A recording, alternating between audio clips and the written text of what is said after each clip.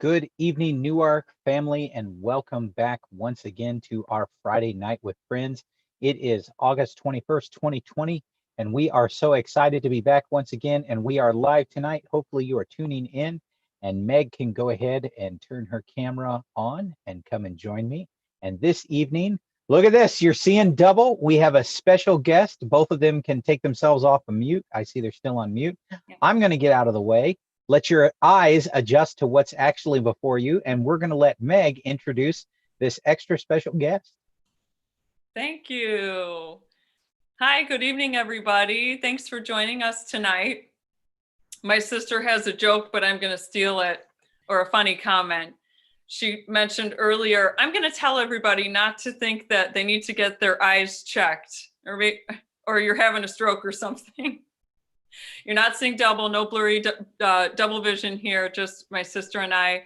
Our church family, Newark UPC, knows I'm an identical twin, and I think we look especially twinny tonight. So good thing we're wearing different colors. But this is a special couple weeks for me, having my mom and introducing my mom last week for Friday Night with Family, as it's been for me the past 2 Fridays. And my sister Anne here tonight.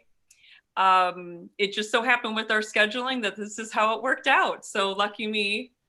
And I get to introduce one of my other best friends here tonight, Anne. And my sister, as a lot of our church family knows, has a wonderful husband and 2 young girls that are around the ages of my children as well. And we've just had a lot of fun experiencing raising young children together. We also mope and cry a lot on the phone, have a lot of pity parties, feel sorry for one another, but also celebrate a lot too. It's good to have somebody go through stages of life with you. Can really empathize. But I wanted to bring my sister on tonight, specifically.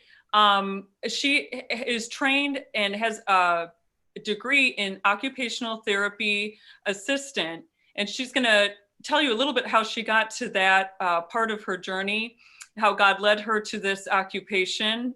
This week, in fact, in our lessons, our theme was finding the will of God, and not necessarily that she needs to speak on that tonight, but I know that she really views the blessing of becoming an occupational therapy assistant or an OTA as something that God had created her to do. And that's always, we talked about it earlier this week, so peaceful. You have a peace when you know you're doing something that God has led you to. And so I'm gonna let her talk about that. And our Newark UPC family knows our church mission statement is all making disciples of all. Anne's focus is in pediatrics, in occupational therapy, and specifically in education in the school system. And her training has led to transfer her knowledge from the school system in working with children with special needs and their families into how we can better do that and welcome families into the church, because our mission is to be all making disciples of all. And so I'm not going to say too much more because I'd like her to take us into what she has for us tonight. But I'm excited. I'm proud of her and the help that she's been to not only her church, but other churches, to be able to better understand how to welcome everybody into church and make church somewhere that everybody can be in. So with that, I'm gonna toss it over to Anne and let her take over. Yeah, that's it. Okay, thank you for the nice introduction. Thank you for having me tonight to speak on something I love. I always get emotional when I talk about things that I love. And so Meg's right when she says that I had prayed about finding something with purpose and something that I love to do. And the saying goes that when you do what you love what you do. So to me, getting my OTA, I'll say it that way, it's occupational therapy assistant, certification and degree, that really gave me just such a purpose. And I don't feel like I work when I was working for 6 years in the field. So right now I am at home with my 2 girls, and we are starting our first year of homeschooling. And so I have a little bit of a different focus, but as I talk, you'll see that what I learned in my studies is easily transferred over to home life with children. And so that timing couldn't have been more perfect for me. So this is exciting to be able to talk about occupational therapy. And so let's just dig in as to how this training and my experiences have helped the church with somewhat of a newer mission. I think it's always been there to include everybody and all families in our church bodies, but how can we be the most supportive and welcoming to families that have different abilities? So you'll hear me just use some terms that are more kind of warm and PC. I don't really talk about disabilities. I talk about different abilities, and we want to be a church that accepts all abilities. So what happened was, I'm going to talk about my experience and my training and how I got there. My background is that I have a bachelor's of science in environmental health and public health from Colorado State University, and I love my years there. But with such a broad degree like that, when I got out of college, I just wanted to gain work experience. And so I worked in safety departments, one here at our General Mitchell Airport in Milwaukee. I worked in health administration in the Medical College of Wisconsin Children's Hospital, and it was desk work, it was paperwork. And so 5-6 years have passed, and I told myself when I graduated college that I would reassess in 5 years about how things were going. And with reassess, I mean, take a look at, are you being fulfilled in your work and what I was giving most of my life to, which is work in church, and to just look that over. And in college, I remember praying about my education. I remember praying about passing tests. I remember praying about direction. So I took this back to God because I wasn't really satisfied working at a desk. I didn't have a lot of people interaction. And so at this point, I'm now engaged, and I remember calling Mike on the way home, my husband, and I'd start just talking. The minute I got out of work, I would call my mom, Mike, or Meg. I just had to engage with someone. I had to talk with people. Not that I didn't at work, but it wasn't an environment. You worked autonomously at your desk, and you got your work done for the day, and everybody waved by and went home. So I just remember being like, oh, I just want to work with people. And I love the science field. And so I thought about, well, maybe nursing. But there's some stuff I can't stomach. Some of the smells and sights of nursing, I just can't handle. So I knew nursing wasn't necessarily for me. And I started seeking out some fields, started praying about it. And in talking with Meg, she had a friend who worked in occupational therapy and became an assistant, which is an associate's degree.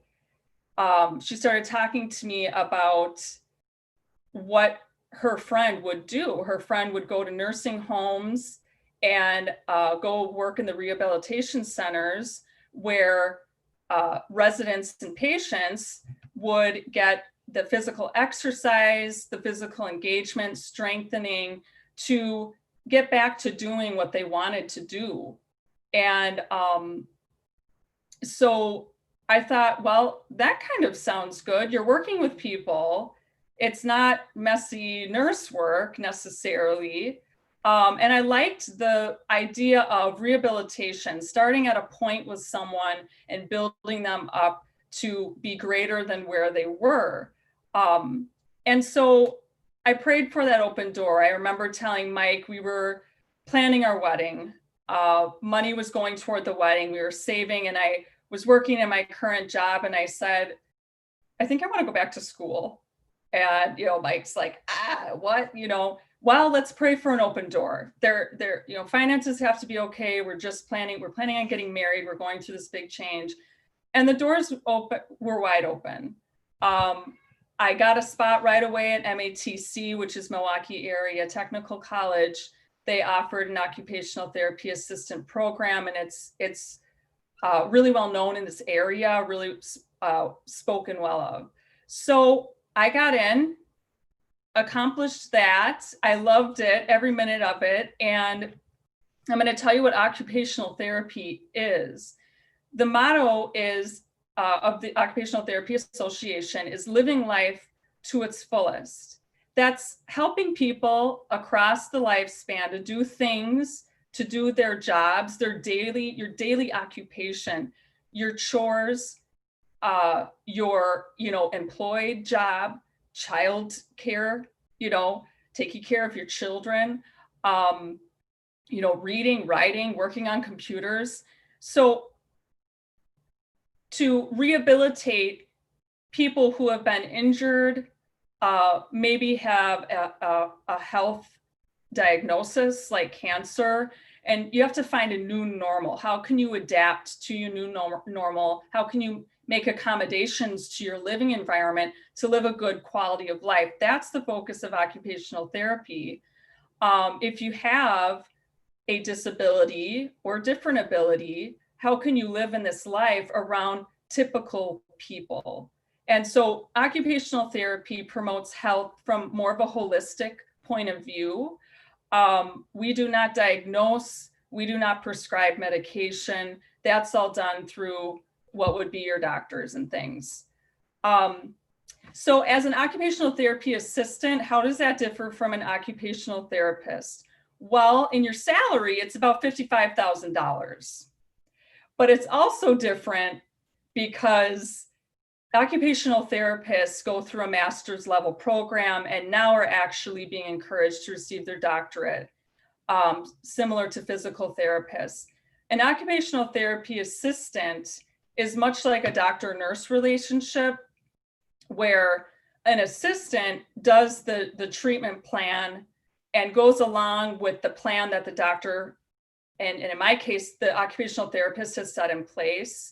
The occupational therapist deals with all things legal and paperwork. So the occupational therapy assistant, what I do is I read treatment plans and goals, and I help the patient or the resident or the student meet those goals. And then we report it back to the occupational therapist, who assesses and evaluates accomplishing those goals. And there you have it.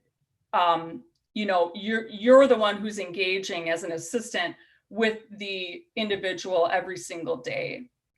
And so it's really, really fun, fulfilling, and especially working with children, it just didn't ever feel like work. So in my clinical field, I worked in mental health. So I went to a mental health inpatient facility, and I also went to the schools. And when I did that, my professor said, we've never had anybody do their clinicals in those two fields. They always go to rehab, because rehab is where, and hospitals is where the job demand is. 99% hiring rate, you will get a job in a hospital or a rehab center. Mental health facilities aren't always well funded. Schools don't always have the openings. Occupational therapists and assistants stay in their jobs for 40 years in the schools because it's fun. And now I see why. So I went in those two fields and I found a job, God opened the door, found a job in the state of Illinois. So I worked across the border and worked with two of the best OTs I know. So what do you do in the schools as an occupational therapy assistant? What we do is we support students so that they are successful in their job as a student. OTs and OTAs, we always look at what you do daily and what you do for, enjoyment. The things that you do on a daily basis is your job. And so a student's job is to learn. So an occupational therapy assistant, I would get a caseload of students that had all different diagnosis and, disability. And so my caseload would look like working with students with Down syndrome, autism, ADHD, physical disabilities like cerebral palsy, traumatic brain injury, verbal and nonverbal students, students with sensory processing disorder, which is different from autism, and developmental delays. And so the span and the vast exposure I got with students that had some differences really opened my eyes on how to work with students individually to meet them where they are. So there wasn't a treatment plan written, and there isn't one by an occupational therapist that is a cookie cutter response to what a child needs. We meet them where they are at, and as the year progresses, they meet certain treatment goals, objectives, and milestones. And then we have meetings with parents so that they can see progress and express anything that they would like to see. Or they also get some support and recommendations from the school system. So some skills that I worked on with the students specifically would be things like handwriting, their visual skills, so visual tracking of looking from a point A to point B, that assists with reading and writing. Your eyes have to be able to move with your hands and across from left to right to read and write. Their motor skills, we'd work on gross and fine motor. This was the fun part. Now, some students really didn't like going to speech because it's hard and you sit and you stare at the therapist and you try to form these sounds and it's boring. But an occupational therapist, when we're working on strengthening fine motor skills or skills with the hands, we'd play with putty, we'd play with beads, we'd do projects. We would do things, gross motor is your whole body. I use scooter boards. I'd be running down the hallways with the students, pulling them by hula hoops. We'd get out balls, we'd get out bean bags and play beanbag toss. These are all ways of developing motor skills. I also helped make adaptations and recommendations for classroom environment. So students with ADHD, they're highly distractible. So what could we do in the classroom to help the student attend better and have better focus? So we talk with teachers, and so we do a lot of teacher training and staff education, and then things like sensory integration and self-regulation skills for students with autism or sensory disorders. It's a vast amount of different skills, techniques, and things that I would work on with students. And we really had a lot of fun. The students loved coming to OT, always. I never heard a complaint ever. And so that always made it really rewarding and fulfilling. Hold on, Anne. Yeah. Just in case we have some young people or even older people who might be looking for some direction or career change, or interest, hearing things for our young people that might pique their interest earlier on in life and things they can research out and pray about. Did you mention what the difference between occupational therapy and physical therapy is in general? In general, physical therapy is typically it's working with the legs and lower limbs. Now you're seeing a cross of approaches in physical therapy. Physical therapists can work on shoulder and head, but it is more of a medical model. Physical therapists do work in schools, but they are working on things like coordination. Students with physical disabilities, maybe they're wheelchair bound, a physical therapist will make sure that their wheelchair is fit to their size, that so if that makes sense, I don't have like the definition with me, but occupational therapy will focus on your daily jobs. What do you have to do in this day to be successful? A physical therapist is working with orthopedics. They're working with the body, movement, strengthening, that type of thing. So if that helps, that's more the difference. Yeah, just because I think occupational therapy isn't as familiar, like Yeah. what is that, as physical therapy. That's why I just thought we would define those two for now, because you're talking about how you were working with the kids, and I thought, oh, how is that different from other therapies? Okay. Yeah, physical therapists and occupational therapists in all fields, mainly. If you're at a hospital, a nursing home, rehab center, a school, we work hand in hand. So they're very helpful. They work more with lower body, walking, that type of thing, coordination. But we work together in the schools very closely. So yeah, more there if you want more specifics.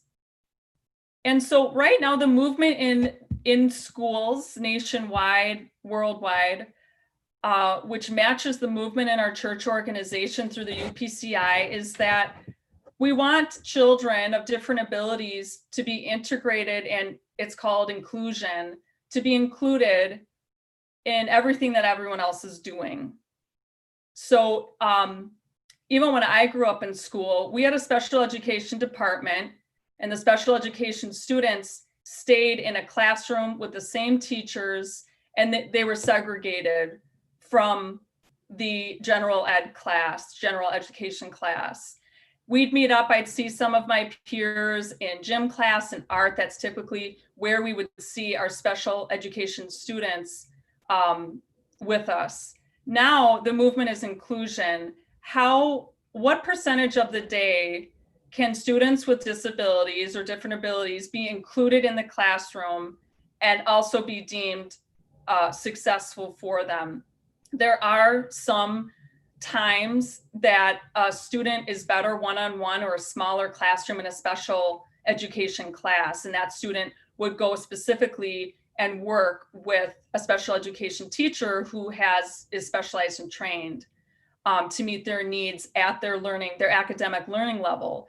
But for the most part, we know that children learn from each other, learn from their peers, and learn to accept one another and empathize being with each other and around each other. So that's the movement in our public school system. It's the movement in the church right now, which is where the church, now me helping in the area of the church comes up. So I want to mention that we do have a special needs ministry called ABLE. It's an acronym, ABLE. ABLE Ministries, it stands for Accepting, Believing, Loving, Embracing. And this is the special needs ministry department within the UPCI. And your East Coast one and only Denise Wynn is the head of the department. And so I reached out to her when the need, did you want to say something, Mike? Oh, no, I was going to say her name if you weren't going to mention it. But yeah, just because, she's one of ours in our district, Denise Wynn. Many people are familiar with her, but may not have been familiar with ABLE Ministries, which she started, I think. Yeah. For the organization because of her family setup and one of her sons being having autism, and sharing her wisdom with her walk with him through, being a church going family. But she's a pastor out here with her husband in New Jersey, their church in Egg Harbor Township. But yes, okay, but you mentioned her name. Thank you. Yeah, so she began this ministry being a special needs mom. And so I know she joins with Stephanie Gossard, who's also a special needs mother, a son with autism, and they are great resources because what they're doing is they are offering to help educate church bodies in the area of autism specifically, but also we'll talk about other special needs as well, and how our churches can support families and be welcoming to families with special needs children or family members. And so what happened at my church is we had a family that ended up having a son who was diagnosed at the age of 3 with autism. And when this need came to light, now again, occupational therapists, we don't diagnose or anything like that, but you do have a trained eye. And so I began conversations with the mother, my friend, and her son just, there was something different. There was something that needed to be met for him. And church was actually the hardest and the most exhausting and the worst day of the week, in her words. The environment was overwhelming for her son. Sunday school wasn't really a place where he could engage. It was stressful on him. And so we began a conversation once he was diagnosed. And I said, I think we can do something about this. You know, I work with children with autism, and let's see if we can get some help around this. One thing that needed to happen was our Sunday school teachers and our church family needed to be educated on what is autism. And they needed to be educated on how can we better support this family so that their church experience is one that they can enjoy and that they'll actually come to church. So what I joined Able Ministries on Facebook, and you can join their group. And many of the families and mothers with special needs children would say, it's just easier not to come to church. And well, if a church doesn't really know how to support us, or if it stresses us out, it's just easier not to come. And that's not God's plan, is that we just can't handle some people. So watch church online. It's not the same. We all know church isn't the same.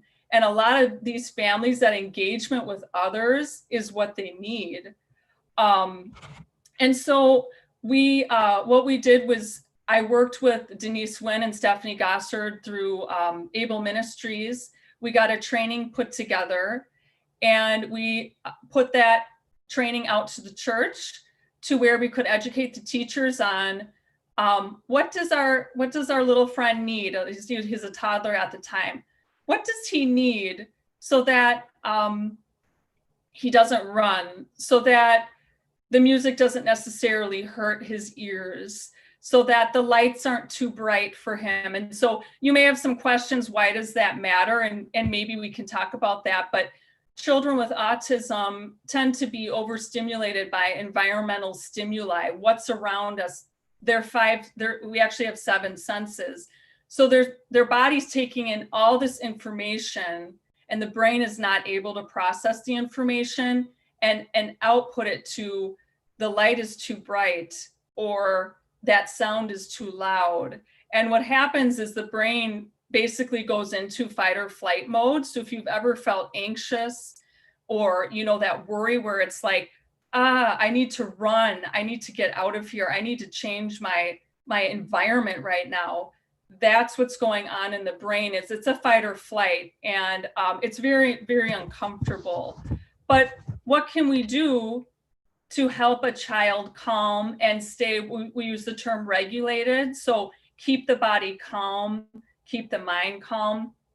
And there are some techniques and strategies that we can use for the body to calm. And that's what we did, was I made some accommodations to our classrooms.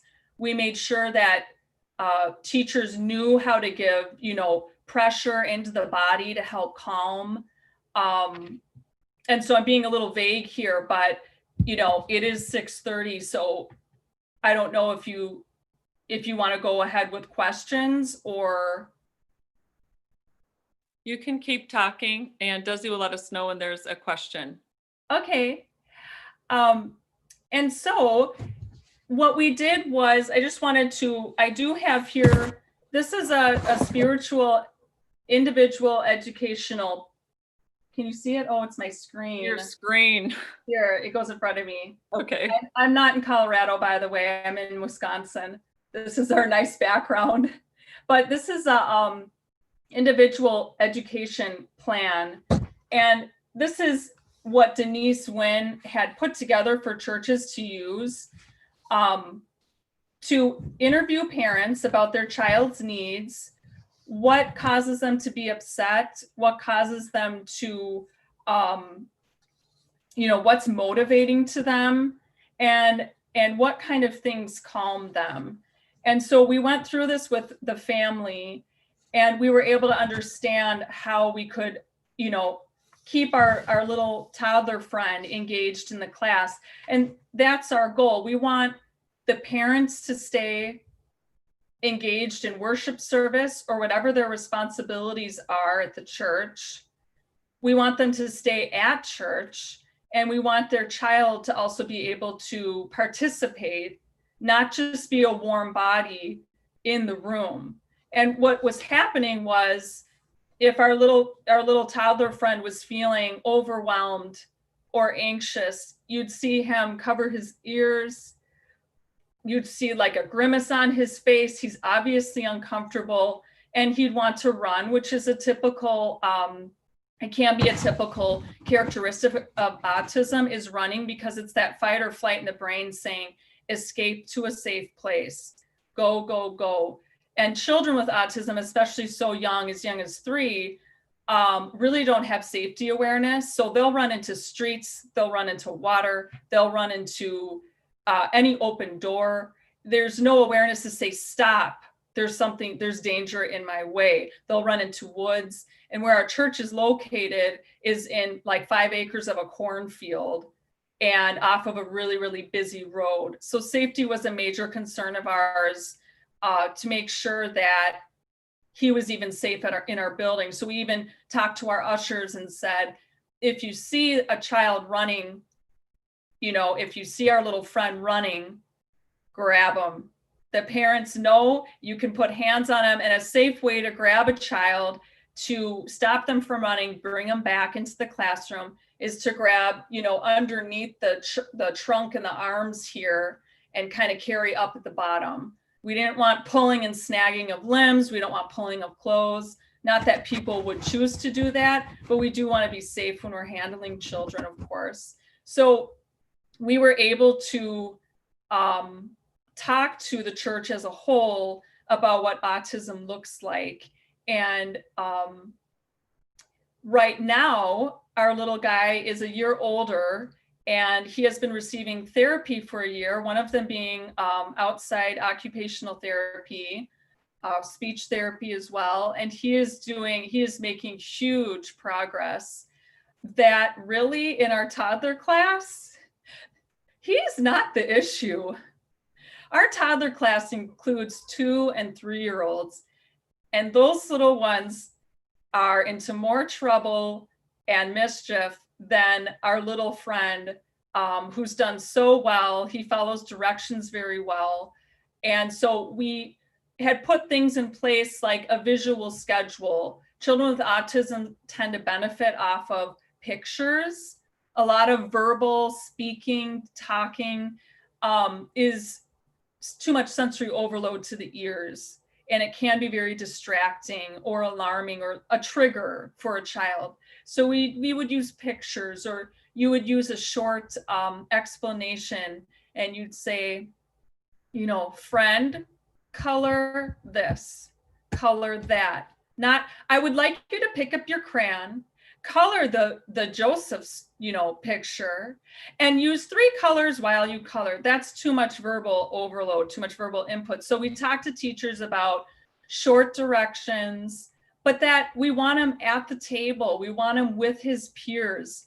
One question we had is, his cognitive level was actually like a year and a half younger than his actual age. Well, should he still be in the nursery? So with that question being asked, children benefit and do better and are better supported with peers that are their same age.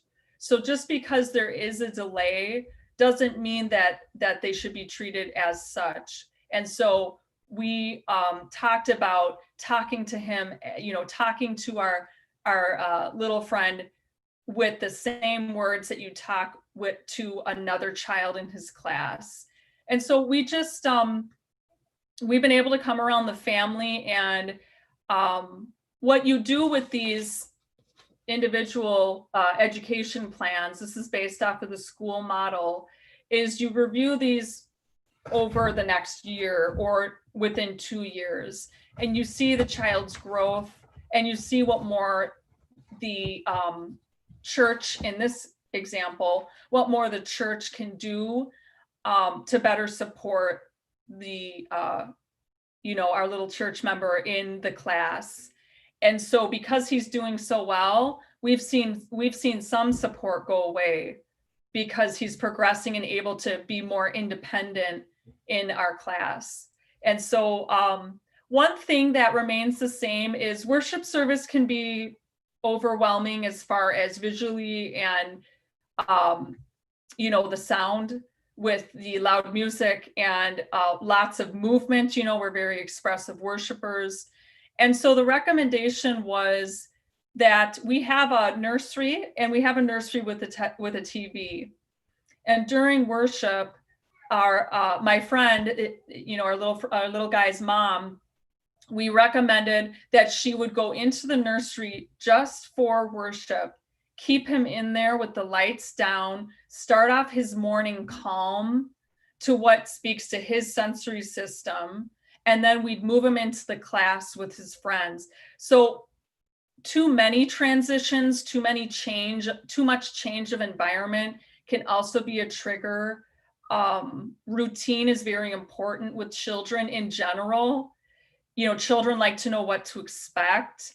And so change can be really hard to process. And so that's what my friend and his mom continues to do, is typically worship takes place in a quiet room with just him, maybe one other kid that might be in the nursery.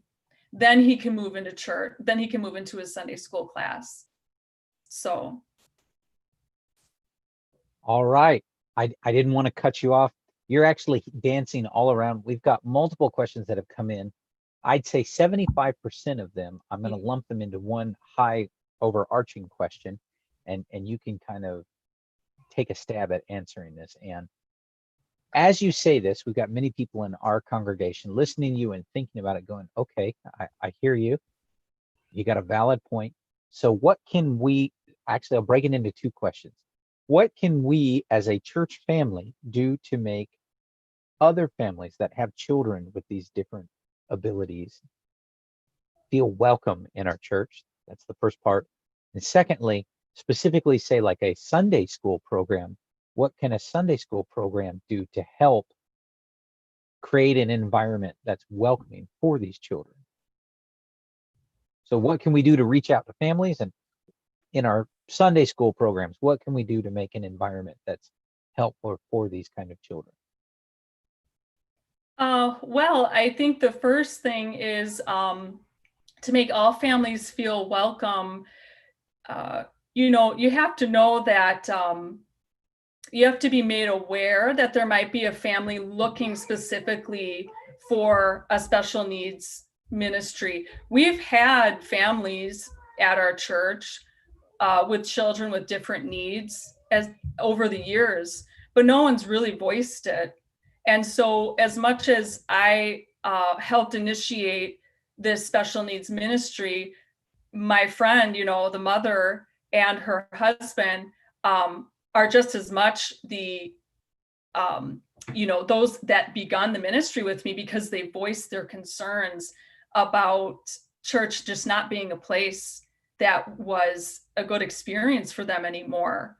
And so once we know of a need, are there people who have any experience or any knowledge, or maybe a family member, that they know of, that they would say, I would be willing to help out in this area. If we created an Able Ministries, this is what churches are doing all over if we created an enable ministry, would we be able to have someone that would be able to respond to parents who are looking, you know? So to feel welcome, you know, once we were made aware of the problem, or I should say the concern. Hi girls, you can go out. Mommy's talking. We also said that we could provide different accommodations. So we let the family know, are you looking for noise canceling headphones? And just saying, we'll do what it takes. So we were able to sit down with, you know, the husband and wife, and we were able to go through questions that said, we'll do what it takes, and what do you need? And that took huge. Sounds like a lot of it is just communicating with the family and asking them what would help you. Making it clear to the family that we want to try and help meet their needs. Try not to sneeze on camera, excuse me. Bless you. Bless you. And so the second half of the question, so thank you for doing that. And let me get to the second half of the question. The second half of the question would be, so in addition to having a conversation with a family, I know you've talked a lot about autism in particular. It doesn't have to just be autism, but what are the high level kinds of things we can do in our Sunday school classrooms that make them more of a welcoming environment for children facing these different needs? Well, really, any change that you might make for a child that has special needs benefits children as a whole. So things like, you know, it's creating an environment that's not so rigid. So you have children that maybe can't sit and they're not good at sitting in their chairs. Well, allow your children to walk around the room and come back to the table, that type of thing. There are churches that are making sensory rooms, and these sensory rooms have specific lighting, specific seating. They have, you know, things on the walls, some tactile, you know, things that children can touch and calm. They have bean bags and calming corners and things. And that's if your church is able to do that or has space. But really in the classrooms, it's that the teachers aren't fearful of really the differences that they're seeing. You know, we had teachers that just didn't understand what was going on. And our little friend was looked at as a behavior kid. He was looked at as throwing tantrums. You know, behavior tantrums are not the same as sensory meltdowns. So would you, okay, so can you expand on that a little bit? That's a great point. That makes sense to you. So break that down for us. What's the difference between a behavior issue and a sensory, what'd you call it, a meltdown? Sensory meltdown. Yeah. And so this is big. So a behavior tantrum is something that with a reward, when you meet what the child wants or what the child's demanding or what the child's refusing, the behavior turns off. So the child refuses to sit at the table and do Play-Doh with the class and throws the Play-Doh on the ground and rolls on the floor and stomps away and is loud. And you say, I will give you 3 Skittles if you come sit at the table and do Play-Doh with your friends. This is your job right now. So we'll use words like that. Child gets up. Oh, yay, I get my Skittles. And they come to the table. A sensory meltdown. But that's a behavior tantrum. Because the reward stops the behavior. So that's an intentional response. The child is intentionally misbehaving. And so then a sensory meltdown is one that nothing is consoling the child. So what we'd see is things like covering the ears. You might see humming or flapping. You might see children refusing to do something because they're so distracted. Something is bothering them. You might have children running around the classroom, escaping the classroom, rolling on the floor, banging their head, self-injuring, and saying, come to the table. I'm going to get you your car. Come to the table. I'm going to give you a Skittle. Nothing is working because the brain is actually in fight or flight. So the body needs help. It needs an external, stimulus to calm down. And so you might see someone come around a child with autism and give a big hug, or, what's calming to us as people is if someone taps you on the shoulder, that's like really alerting. What? If someone comes around and gives you that, nice, firm touch into your shoulders, almost like a massage, it's very calming to the body. And those are the messages that get sent to the brain to calm. And so this is what we were seeing, is that nothing was working to intervene to help our little friend with these meltdowns. And so it's understanding the need for the body to calm down. So just as a general thing for our church family to be aware of, if I'm understanding you correctly, can I repeat some of this back? If we come across especially a young child and we're seeing what may look like behavior issues, if a reward and no other options seems to calm the child and they just seem inconsolable, and we see this other distracting behavior that they're doing to themselves, that at least may be an indication that this is more than simply a behavior issue. There's something else going on. It that can accurate? be. Yes, it can be. Children learn, I don't mean this. I don't want to make it too black and white. That's saying it's an indication that it may be something Yes. beyond simply a behavior issue. Yes. And some children, if you're seeing behavior, because we work closely with social workers in schools, OTs and OTAs are about the whole person as a whole. So we work with emotional behavioral kids as well. And what you usually see there is a chart system, like what you see in schools, is you start on green during the day. And then if it's a light system, green, yellow, and red, and you're moved down to red, that's bad behavior. But it's a visual system. That helps with behavior, is visually, but in general, a sensory meltdown is not the same as a behavior meltdown. So you can see behavior that manipulates the situation. Kids learn manipulation very early. Most parents know this. It's like, who taught you that? Where'd you get that? Yeah. And so Right. some can be just home life, but usually sensory meltdowns, it's a full body. You see the discomfort, you see the fright. Mm-hmm. It's not something that is it's not typical, of children. So there's something more going on. Mm-hmm. Thank you for clarifying that a little more. I appreciate that. I'm trying to think again, many of these questions are along the same questions, along the same lines, I should say. Another one asked, how hard is it to make these accommodations needed? So that way in a setting, let's say like your church family, you can allow for these children to be more involved and inclusive. Are we talking big, huge, radical, wholesale changes to what we're doing, or?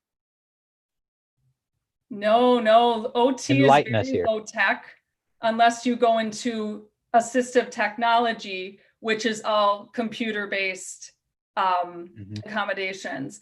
But no, these things are like a visual schedule I made. I printed off pictures. By visual schedule, it would be things like, we're going to color right now, and you put a picture up of a child coloring, and you'll show the child color. You don't have to use words, just point to the picture. Children learn best from real life examples. So then the next picture is reading. Let's go read our Bible and sit in a circle together, that type of thing. Let's pray, a child with praying hands. All these things are just made with cardboard and, photographs. Things like headphones, noise canceling headphones could cost you $25 on Amazon. For room lighting, that's one of the bigger changes. There are covers that go over room lights, or lights in a room, the fluorescent lights are very alerting. They're overstimulating. I mean, to even, typical people like you and I, our eyes hurt, we can get headaches. So you can get softening. They're actually curtains that hang that are metallic and can go over these lights, and they're really pretty. They're soft colors. So soft colors are calming. Bright colors are alarming. So some Sunday schools are changing their whole paint scheme in their rooms, and they're using calmer colors. Other accommodations like heavy weights, which is very calming to the body. You might see weighted blankets that are very popular right now. They help people with anxiety. Yeah, They also help I've people seen with those. autism. You can find those at like Walmart and Target now. They're Yep. becoming a lot more common. Yeah. So there are weight ratios. So a weighted blanket to a child's weight and a weighted blanket to an adult's weight is different. You don't want to injure anybody, because anything pulling on our muscles and our limbs can cause injury over time. So those type of things there are recommendations for by age, but very low tech for most things. You're not describing huge, massive changes here. They're just little things that can be done to help accommodate. I think the biggest thing I've noticed, which Denise Wynn and her husband do at, is it The Rock? Yes. Yeah. They have made a complete makeover to their worship services, and they have these services that are the silent worship services, where there's dim lighting and these quiet worship services, so it's not loud noise. That's something that's huge, because it affects then another department in a way that the church is doing things as a whole. And so because our church didn't necessarily offer to really make a huge change like that for a young child, we discussed about mom going to a separate room and having worship in there and trading off with her husband so they could each be in worship service. Right. But in a classroom environment, say Sunday school, which is where the question originated, many of these things they sound pretty reasonable. They don't sound so overwhelming. Nope, schools don't have budgets. So OTs have to be very creative, because they don't have money to invest in anything. Yeah. I know, Anne, one other thing I was thinking about the questions, and I know you've mentioned in support of, this is a simple thing that your church has done to support not only the child, but the parents as well. Of your little friend you're talking about, is you've mentioned, yes, Juliet wanted to wave to you. You've mentioned that there is an extra, so you have 2 teachers in your classroom. Just like our church does, there has to be 2 teachers in a classroom. They bring a third person as a support specifically for the child with special needs. And so that support person is in there so the teachers can continue doing what they need to do in the event that the child with special needs needs a little bit more attention. Say there's a meltdown starting to take place, or something like that. But a lot of the times I think that third support person even has a quiet role, because the child is doing okay, in the classroom as things were accommodated for, your little friend. So I think for our church and our people listening, what are things we can do if we don't have the education and the knowledge? Well, putting a third person in the classroom who has agreed with the family and the teachers, it's an agreement. They're asked to come in and be that third set of hands and eyes in case they needed someone to work directly with the special needs child. So that gives peace to the parents. They can be in service knowing that the support is in the classroom. So I know your church did that, right? Or does yes, that? We did that for a while, and eventually the teachers felt comfortable with working with him. Church is such a short time in the entire week that it worked out where now we have 2 people. Unless we go outside, there always has to be a third because of the escaping, the running. So yeah, it has, we've eliminated the third person because, you know, he's doing very well with the teachers. Once the teachers got more acclimated to what Yeah. needed to be done. Huh? Mm-hmm. Gotcha. We had a question come in. It's a little bit different. We're not really talking about autism, but someone asked, do you feel that the ADHD label or diagnosis is perhaps overused as we talk about these kids who are hyper, or that's probably a very broad question to try and it is work in an answer. I do think the rates of ADHD have increased so much, and I forget the years that I just took a continuing ed class on it. Mm-hmm. And they've really grown here in the US, but a lot that contributes to ADHD can be it can be, you know, worked with, it can be scaled back, like eliminated, not really cured, because it is the way the brain works. But I don't think that it's overused. I think what we're seeing is that our children do not move enough.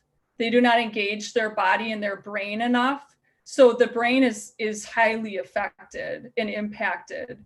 And that is one major contributor. You see in other countries where there are some outdoor classrooms, there is more, you know, recess is more of, it's more than 20 minutes twice a week. Rates of ADHD are far, far less, the diagnosis. So there are different factors that contribute to the diagnosis.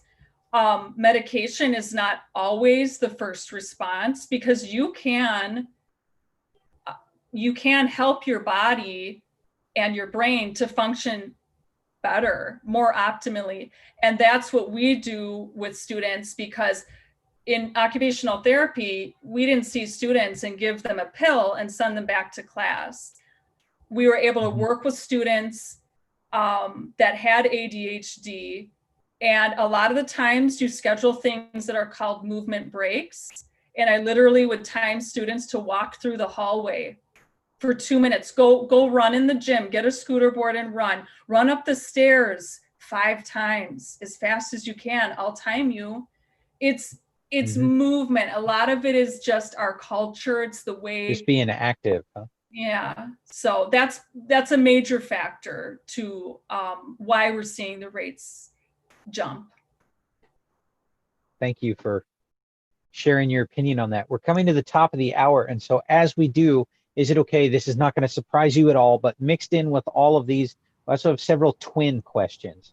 So can I totally take a left turn and ask some twin questions? Would that be okay for those who don't know? So which one of you is older? Guess. No, I'm kidding. Don't. Oh, I'm not going to do that. Don't No, do Meg that. always says guess, and I always say me. Yeah. Okay, the older well, there one we go. always says me. Anne's old. And by how much? Anne is the old one. And how much is she the old one by? As many minutes as it took to pull me out. Yeah, it was luck of the grab. C-section. She was out luck first. of the grab. Oh, okay. So C-section. So it really was luck of the grab. Yeah. So it's just by a matter of moments. Gotcha. Maybe I wanted to be second. There's been an ongoing debate. I'm going to ask Anne, because Meg, while talking to you, is also weighing in on the chat comments. Ongoing debate as we all listen, fascinated, but we also, you'll see several times people, well, you can't see, but people are just closing their eyes and they're listening. And if you're both talking, they're trying to hear the difference. And so, Anne, the question is, which one of you has a stronger accent, if either of you, do you feel, has an accent? Super important questions here. Since living back in Wisconsin, since I lived in Colorado for 12 years, my Wisconsin accent has just gotten worse and worse and worse. See, Meg is insisting on our chat feature that you have a Wisconsin accent and that she doesn't. But I got to tell you, people weighing in on the chat, multiple of them going, I don't hear it very much. They still sound quite a bit alike. So That's true. as we're coming to the top of the hour, I was trying to see if there were any other questions. Meg, this is probably something you can deal with offline, but our executive assistant, Joyce Allen, wants to know if she can be a twin. I think that's probably a little late to work that in, but you can talk to her about her You know, remiss that Joyce, she didn't get to win on that one. we've been reading a book to Juliet called It's Okay to Be Different. And it talks about it's okay to have invisible friends. So I'm just going to extend that to you, as it is too late to enter back into your mother's womb, as the Bible would say. It's too late for that, but you can have an invisible twin. Go ahead, have fun. Just run with it, Joyce. Yeah. We want you to know that that would be acceptable.